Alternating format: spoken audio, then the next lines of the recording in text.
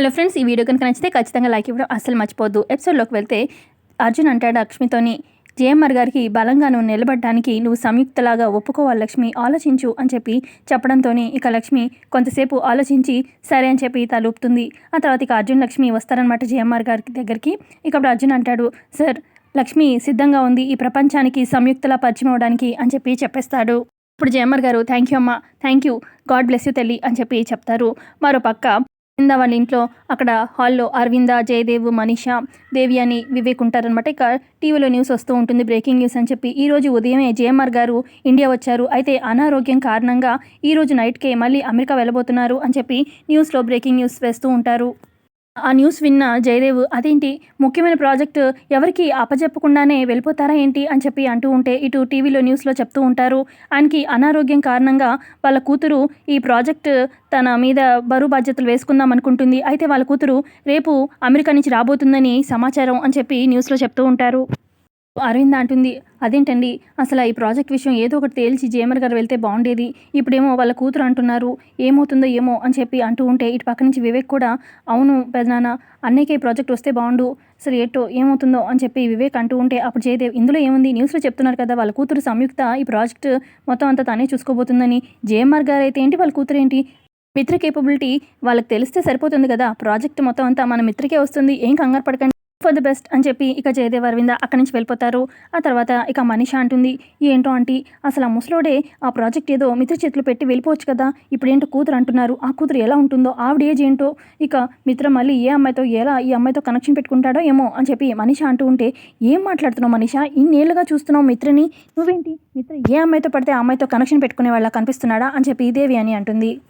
ఇప్పుడు మనీషా అంటుంది, మరేంటంటే అసలు ఈ పల్లెటూరు మొహంది ఈ లక్ష్మిని ఏం ప్రేమిస్తాడులే, ఆల్రెడీ నన్ను ప్రేమించాడు కదా అని చెప్పి అనుకున్నాను, అటు చూస్తే లక్ష్మిని ప్రేమించేశాడు, విడాకులు ఇచ్చాక కూడా మళ్ళీ పెళ్లి చేసుకున్నాడంటే ఇంకేమనాలంటే మిత్రని, అందుకే నా భయం నాది, నా అనుభవం వల్ల నేను ఇలా అనుకోవాల్సి వస్తుంది అని చెప్పి మనీషా అంటుంది.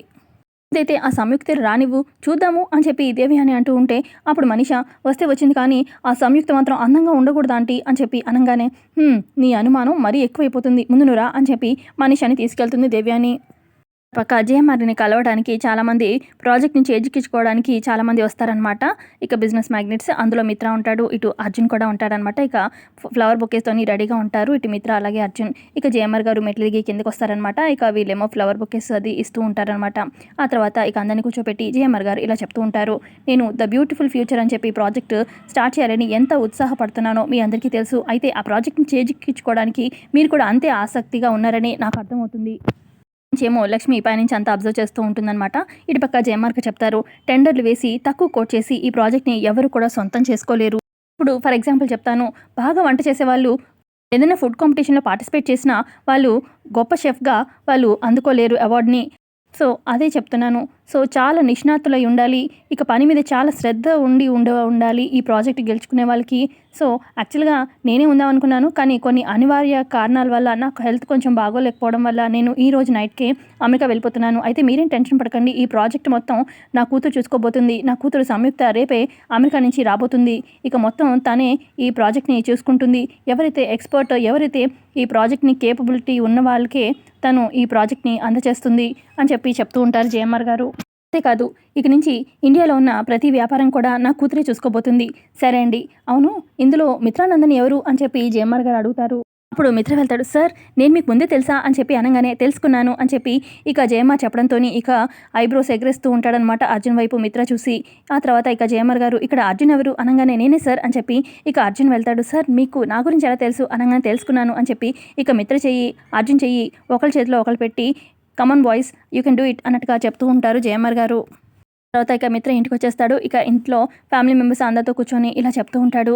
అక్కడ జేఎంఆర్ గారు నా పేరు పిలిచారు, అసలు ఆయన్ని నేను ఎప్పుడూ చూడలేదు డైరెక్ట్గా, అసలు ఆయనకి నేనేలా తెలిసిందో నాకైతే అర్థం కావట్లేదు, నా పేరు పిలిచారు అని చెప్పి చెప్తూ ఉంటే, అలా ఎలా తెలిసిందో అని చెప్పి ఇక అందరూ అనుకుంటూ ఉంటే ఇక అప్పుడు అంటుందన్నమాట అరవింద, ఇందులో ఏముంది, మన వైజాగ్లో మొదట వచ్చే 5 మెంబర్స్ ఇండస్ట్రీ లిస్ట్లో ఎవరు పేరంటే నీ పేరు అందులో ఖచ్చితంగా ఉంటుంది కదా.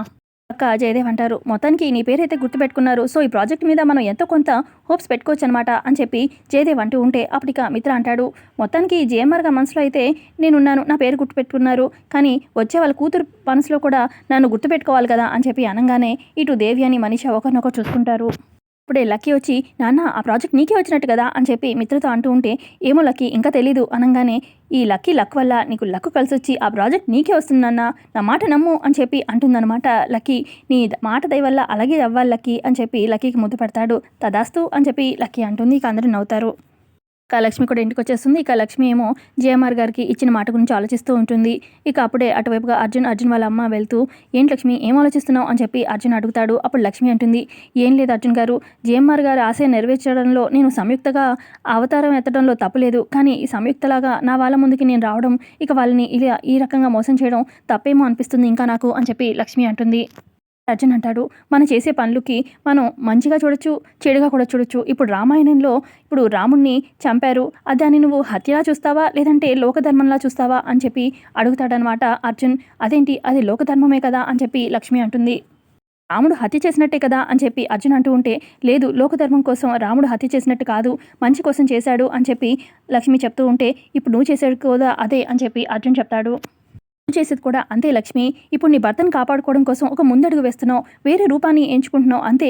ఇప్పుడు నీ చెల్లికి పెళ్లి చేయడం కోసం ఇంకో రకంగా ఈ రకంగా ట్రై చేస్తున్నావు, నీ కుటుంబాన్ని కాపాడుకోవడం కోసం ఇదంతా చేస్తున్నావు, నువ్వు ఇంకేం మనసులో పెట్టుకోకు, నువ్వు చేసేది మంచి కోసమే ఇదంతా చేస్తున్నావు అని చెప్పి అర్జున్ చెప్తాడు. కూడా ఆ రాముళ్లాగే అని చెప్పి అర్జున్ చెప్పడంతో ఇక అప్పుడు లక్ష్మి అంటుంది, నేను ఏం చేస్తున్నానో లేదో కరెక్ట్ చేస్తున్నానో లేదో అని కొంచెం టెన్షన్ పడ్డాను, కానీ మీరు చెప్పిన మాటల బట్ట నాకు అర్థమవుతుంది నేను కరెక్ట్గానే చేస్తున్నానని, నేను ఒక మంచి స్నేహితుడిని సంపాదించుకున్నానని మాత్రం అర్థమవుతుంది అని చెప్పి లక్ష్మి అక్కడి నుంచి వెళ్ళిపోతుంది. ఆ తర్వాత ఇక అర్జున్ వాళ్ళమ్మ అర్జున్తో అంటుంది, రే అర్జున్, నిన్ను చూస్తే నాకు చాలా గర్వంగా ఉందిరా, ఇంతకుముందు ప్రేమించిన అమ్మాయి మోసం చేసిందని అంతలాగా కుంగిపోయావు, తాగుడికి బానిసవైపోయావు, ఇప్పుడు మళ్ళీ లక్ష్మి వేరే అంటే మిత్ర భార్య అని తెలిసిన తర్వాత నువ్వు మళ్ళీ ఎక్కడ ఇదైపోతావు అని చెప్పి చాలా కంగారు పడ్డాను, కానీ చాలా స్పోర్టివ్గా తీసుకొని లక్ష్మికి సపోర్ట్గా తను ఏం చేస్తే మంచిదని చెప్తున్నావు, నిజంగా చాలా గర్వంగా ఉంది అని చెప్పి అర్జున్ వాళ్ళమ్మ అక్కడి నుంచి వెళ్ళిపోతుంది.